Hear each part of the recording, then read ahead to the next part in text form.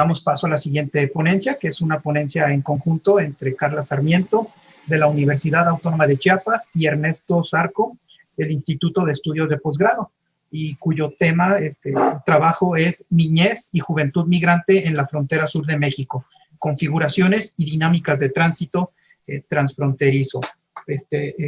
Damos inicio, tenemos 20 minutos, Carla. Adelante, gracias.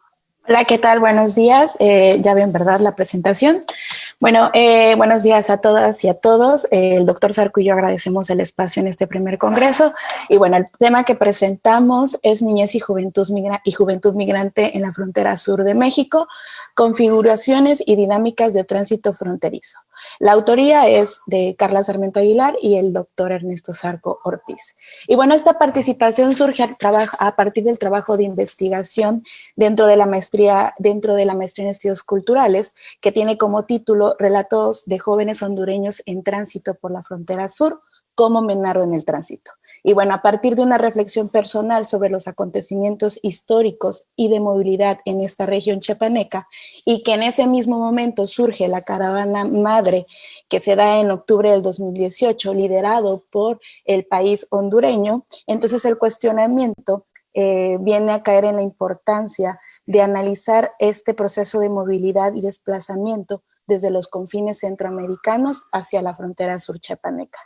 Por ello, trae como necesidad el cuestionamiento de por qué se están incrementando estas movilizaciones, de por qué se están creando caravanas, de por qué ingresan en grupo, que a la par se va resolviendo que se vuelve una estrategia de seguridad y una táctica también que las personas traen de manera certera para poder estar más seguros que no podrá pasarles nada dentro del tránsito en la región mexicana.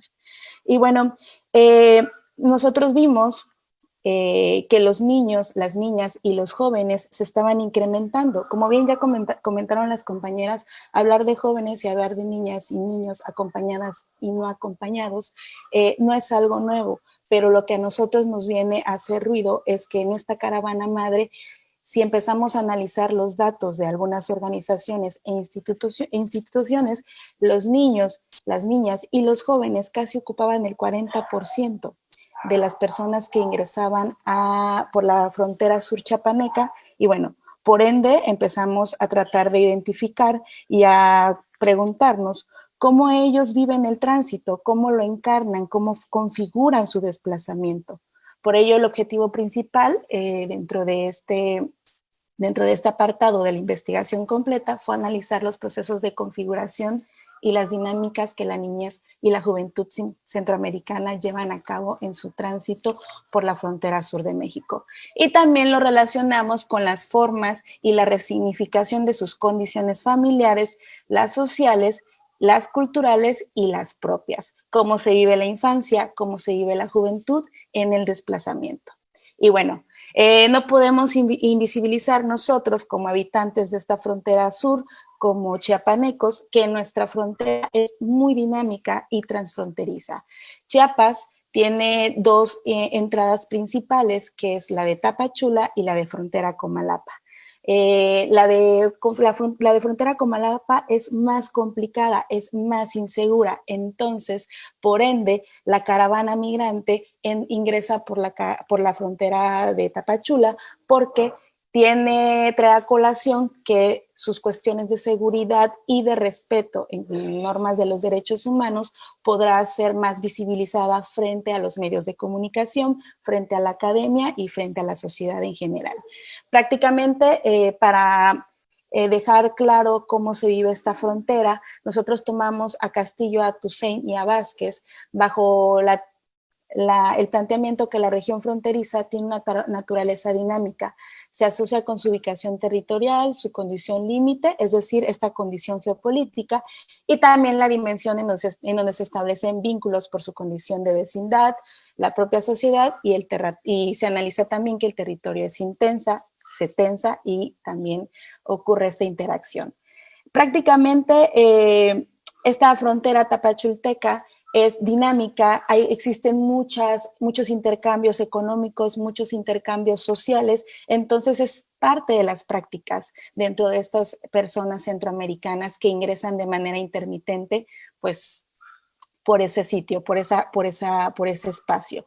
Pero en este momento histórico, en octubre del 2018, sucede una crisis política, social y de violencia, y que tiene más fuerza en el país de Honduras, y por ello este momento histórico en Centroamérica conlleva al éxodo, y un éxodo en demasía que trae la necesidad de nosotros como investigadores y por supuesto habitantes de esta región de ver que existen nuevos paradigmas en torno a la migración, una nueva forma de ver la migración, una nueva forma de analizar cómo estos cuerpos migrantes viven, transforman y se reconstruyen en el desplazamiento. Nosotros notamos que entre la clandestinidad surgió esta caravana, que fue una migración en colectivo y que además comenzó a adherir miles de niñas y niños y jóvenes, quienes a la par en los relatos que vamos a ir presentando, descubrieron que encarnan y naturalizan el acto migratorio por una construcción del imaginario colectivo dentro de su propia sociedad. En la escena, cuando llegamos a la ciudad de Tapachula a realizar el trabajo de campo, pudimos observar que no solo personas provenientes de Centroamérica estaban llegando en grandes masas a la ciudad de Tapachula, sino también se empieza a observar que personas de Haití, de África, de India, Cuba y de Venezuela comenzaron a llenar los sitios, los espacios de la ciudad, hoteles, los parques y por supuesto los albergues. Ante esta instancia, ante esta sobrepoblación en la misma ciudad, aparecen las instituciones, que es el Instituto Nacional de Migración, ACNUR, UNICEF, entre otras organizaciones sociales extranjeras y no gubernamentales. Y esto conlleva a que la población era tanta que prácticamente las organizaciones civiles no se daban abasto. Y por supuesto que las personas provenientes de estos países tenían que buscar espacios en donde pudieran esperar las resoluciones que estas instituciones tenían que dar. La mayoría de los centroamericanos entonces se mudan a estos albergues que están en la ciudad de Tapachula, pero sobre todo empiezan a ubicarse en los albergues independientes, en los albergues que no tienen relación con las instituciones. ¿Por qué? Por las posibilidades que les dan, es decir, la entrada y salida sin ninguna restricción, el tiempo de espera que pueden vivir ahí y, por supuesto, la facilidad y la posibilidad de que estos niños, estas niñas y estos jóvenes pueden establecer ciertas relaciones de cuidado entre las diversas familias que pueden estar ahí, o bien de acompañamiento social, interacción, se vuelven amigos, se vuelven, las relaciones familiares se establecen mucho más fuerte, o bien tratan de estar acompañados aunque vivan en un espacio y aunque se sientan completamente solos. Y bueno, al notar esto de las organizaciones que prácticamente viven una sobrepoblación, no pueden atender a toda la población, vemos que la invisibilización de los derechos humanos de las niñas y los niños en tránsito quedan bastante endebles, aún estando en un albergue. Prácticamente estos niños ocupaban el 33% de la población del albergue Jesús el Buen Pastor, y la juventud o los jóvenes también ocupaban otro 30%. En total, ellos eran una población del 60% y prácticamente los adultos mayores tenían el 40%. Y bueno, se descubre entonces, porque nos ubicamos específicamente en este albergue, que muchas de estas niñas y niños venían acompañados y no acompañados, y se establece de una forma etaria que las edades que más sobresalían eran las edades de 3 hasta los 12 años. Sin embargo, a la par aparecen los jóvenes de 13 años se consideraban ya jóvenes, dejaban a la infancia a un lado, porque entonces comenzaban a aparecer estos pensamientos que ya habían sido construidos socialmente, de que a los 13 años ellos, sobre todo los hombres, ya tenían la necesidad de hacerse valer como hombres, que las masculinidades comenzaban a aparecer, mientras con los niños, a partir de los 12 años, tenían que empezar a despegarse y a ser mucho más independientes. Aunque pudimos constatar que niños entre 6 y 7 años comenzaban a deambular por todo el espacio sin la necesidad de un cuidado o de un acompañamiento de los mayores. Y bueno, a partir de eso, nosotros tratamos de ubicar a las infancias con Bustelo, en donde nos dimos cuenta que estos niños viven en un mundo constante en donde las relaciones de poder están ahí, están palpables a partir de sus padres. Ellos no tienen voz ni voto para migrar. Prácticamente son arrastrados al proceso migratorio y solamente los papás les comentan que hay una necesidad de desplazarse porque no pueden sobrevivir en su país de origen. Y esto muchos de los niños no lo comprenden. Sin embargo, en el proceso de espera, en el proceso de habitar el albergue, ellos comienzan a naturalizar palabras como no podíamos sobrevivir en nuestro país de origen es violento, no teníamos que comer, y comienzan a reproducirse ciertas acciones que los padres prácticamente enseñan. Y con los jóvenes se toma en cuenta, por supuesto, a Bourdieu con esta cuestión de la construcción, que la juventud es una construcción social, y por supuesto a Rosana Reguillo, que ella analiza más a las juventudes latinoamericanas. Y bueno, prácticamente lo que dice Reguillo es parecido a lo que dice Bourdieu, que se construye culturalmente y que no se trata de una esencia, y en tal sentido la mutabilidad de los criterios que fijan los límites y los comportamientos de la juventud es necesariamente vinculado a los contextos sociohistóricos. Esto trae a colación que cuando aparecen los jóvenes aparecen mucho más hombres. ¿Por qué? Porque se incrementan, como dije anteriormente, las masculinidades. La mayoría de los jóvenes comienzan a decir que necesitan llevar dinero a sus casas, que necesitan ya establecerse con otras mujeres, que necesitan una vida mejor. El imaginario comienza a concentrarse en el sueño americano.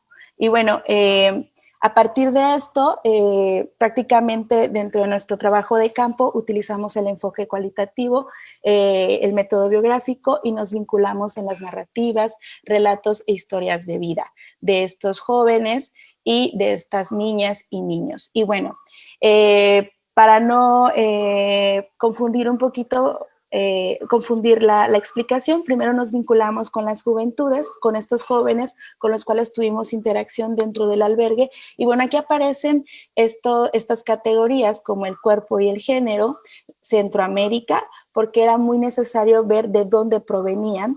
Normalmente ellos se dividen, se reconocen por medio de la corporalidad. Eso fue muy significativo porque reconocían a los chicos provenientes de Guatemala por sus cuestiones fenotípicas, por su estructura ósea.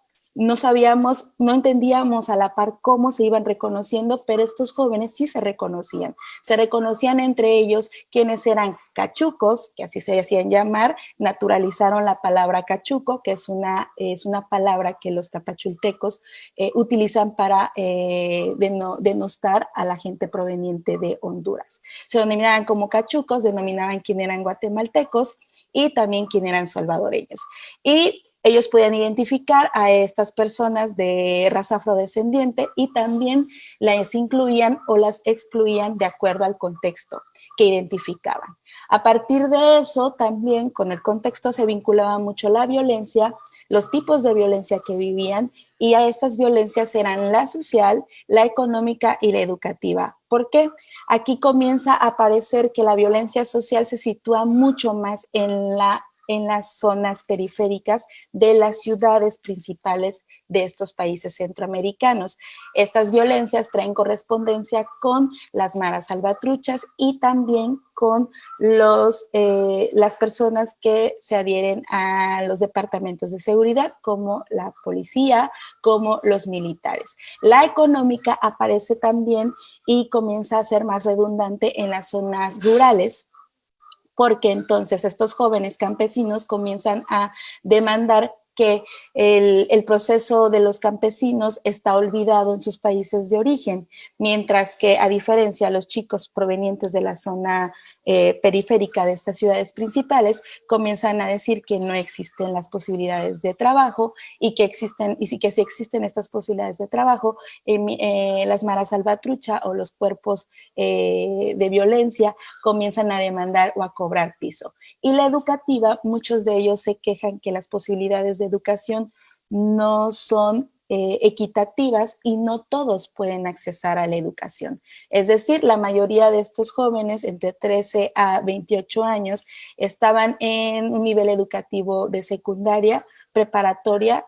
De las casi 40 relatos que se pudieron utilizar, que se pudieron recabar, solamente alrededor de 10 eran jóvenes que tenían acceso a las universidades. Y bueno, aparece también la categoría del tránsito y el desplazamiento, las prácticas y necesidades, las tácticas y estrategias y el momento histórico. Esto trae mucha correlación con las tácticas y estrategias que comenta Michel Desserteaux, sobre todo cuando habla de estas tácticas, que tiene que ser algo muy propio, algo muy habitable y algo que se crea en comunidad. Y en este momento histórico, y por lo cual nosotros establecimos el trabajo de campo, trae a correlación con la creación de la caravana madre, que es aquí donde los jóvenes aparecen como agentes que tienen posibilidades de transformar sus contextos, porque son ellos los principales creadores de esta caravana en San Pedro, Honduras. Y bueno, estas prácticas y estrategias que también se vinculan, traen a colación... Quedan 4 minutos, Carla, perdón. El uso de las redes sociales, el uso de la información por medio del internet, de la comunicación con otros jóvenes que también ya han realizado el desplazamiento. Y bueno, en estas categorías se sitúa el ser joven en tránsito.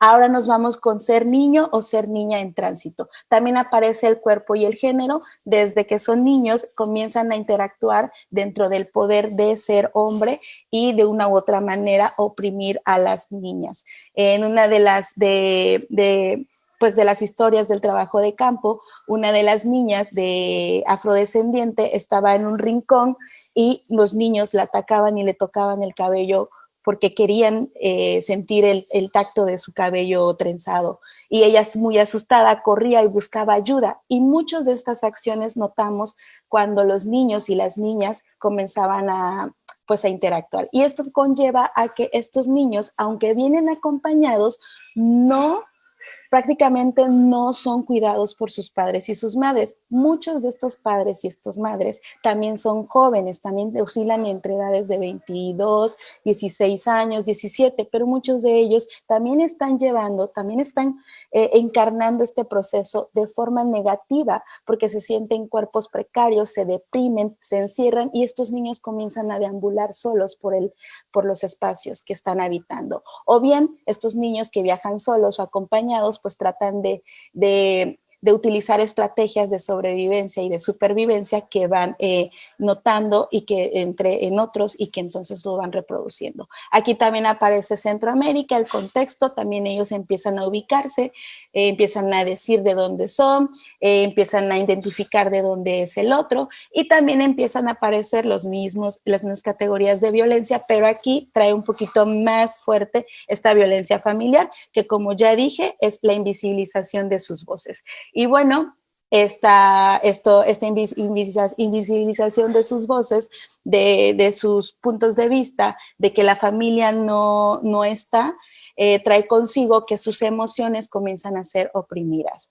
¿no? Y comienzan a ser independientes, pero de forma un poco negativa, porque entonces empiezan a verse estos niños y estas niñas enojados, frustrados dentro de un albergue, ¿no? Y es donde aparecen las ONGs, lo que comentaban en la anterior participación, aparecen las ONGs, aparecen las instituciones, pero estas instituciones no analicen realmente lo que ellos están viviendo, lo que están significando de forma corporal y de forma emocional dentro de su habitar en el albergue. Muchos de ellos, aquí por ejemplo tenemos algunos relatos en donde muchos de estos niños cuando dibujaban con nosotros aparecían y encarnaban y transmutaban por medio del dibujo que extrañaban a su mamá, que extrañaban a su papá, que extrañaban su lugar de origen. Algunos de ellos también demandaban que solamente los ponían a jugar, a cantar y a dibujar, pero que realmente lo que querían era aprender, que extrañaban la escuela. Y estas voces no son escuchadas ni por las instituciones, ni por las organizaciones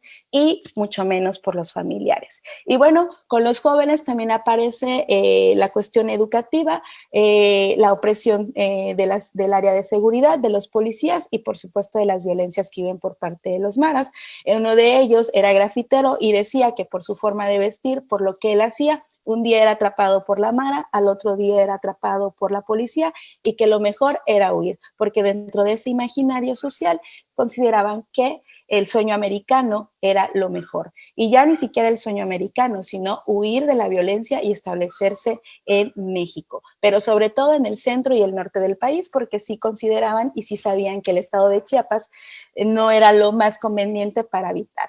Y bueno, aparece también con los jóvenes muy certero la división entre los jóvenes rurales y los jóvenes de la periferia de estas ciudades. Ellos sí se dividen completamente. La mayoría de los campesinos demandan más la falta de apoyo, la falta de economía, mientras que la mayoría de los chicos de las ciudades demandan las violencias y la falta de accesos a la educación. Y bueno, nosotros como conclusiones tenemos que como este cuerpo vivido de estos chicos, de estas niñas y de estos jóvenes ponderan las emociones, sus sensaciones y sus frustraciones, sentimos que existe una pedagogía corporal migrante, porque a partir de esas emociones, ellos también utilizan a las emociones invisibilizadas porque saben que no pueden alzar su voz y nada más tienen que reproducir lo mismo que les dicen los padres o bien que les comparten otros jóvenes que ya lograron el tránsito. Y bueno, otra de las cosas, bueno, ya en la conclusión para ir finalizando, prácticamente las características de los relatos, detectamos que este efecto de la diáspora queda un poco ambivalente, no se lleva a cabo como tal, porque cada uno de estos jóvenes y niños y niñas buscan y se proponen estrategias para sentirse o adaptarse al nuevo lugar, al nuevo hogar, por muy temporal que esto sea. Asimismo, en la configuración del trayecto, cada uno cuestiona, repite, reconfigura las condiciones de su contexto, la seguridad, la exclusión y la violencia. Cada uno de estos jóvenes hombres, también niñas y niñas, exploran sus emociones, sobre todo el miedo, la tristeza, la sorpresa, la frustración ante lo que representa el tránsito y la espera dentro de un albergue. Y bueno, creo que con esto finalizamos. Muchas gracias, Carla.